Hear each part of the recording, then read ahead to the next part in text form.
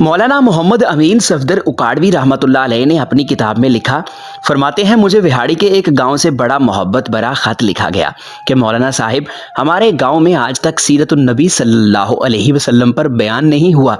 हमारा बहुत दिल करता है, आप हमें वक्त अनायत फरमा दें, हम तैयारी कर लेंगे। मैंने मोहब्बत भरे जज्बात देखकर खत लिख दिया कि फला तारीख को मैं हाजिर हो जाऊंगा। दिए गए वक्त पर मैं फकीर ट्रेन पर से उतरकर तांगे पर बैठकर गांव पहुंच गया तो आगे मेज़बानों ने मुझे हदिया पेश करके कहा, मौलाना साहिब आप चाह सकते हैं, हम बयान नहीं करवाना चाहते। वजह पूछी तो बताया कि हमारे गांव में 90% कादियानी हैं। वो हमें धमकियां देते हैं कि ना तो तुम्हारी इज्जतें, ना माल, ना घर बार महफूज रहेंगे अगर सीरतुन नबी सल्लल्लाहु अलैहि वसल्लम पर बयान करवाया तो। मौलाना हम कमज़ोर हैं, गरीब हैं, तादाद में भी कम हैं, इसलिए हम नहीं कर सकते। मैंने लिफाफा वापस कर दिया और कहा, बात तुम्हारी होती या मेरी होती तो वापस चला जाता। बात मदीने वाले आका सल्लल्लाहु अलैहि वसल्लम की इज्जत की आ गई है, अब बयान होगा, ज़रूर होगा। वो घबरा गए कि हजरत आप तो चले जाएंगे, मसला तो हमारे लिए होगा। मैंने कहा, इस गांव के आसपास कोई डंडे वाला यानी बासर या गुंडा है।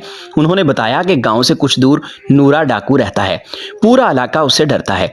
मैंने कहा, चलो मुझे ले चलो नूरे के पास। जब हम नूरे के डेरे पर पहुंचे, देखकर नूरा बोला, आज खैर मौलवी क्यों आ गए ने?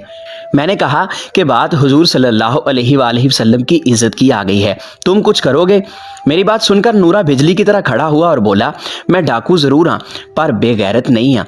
वो हमें लेके चल निकला। मस्जिद में 3 घंटे बयान किया मैंने और नूरा डट कर खड़ा रहा।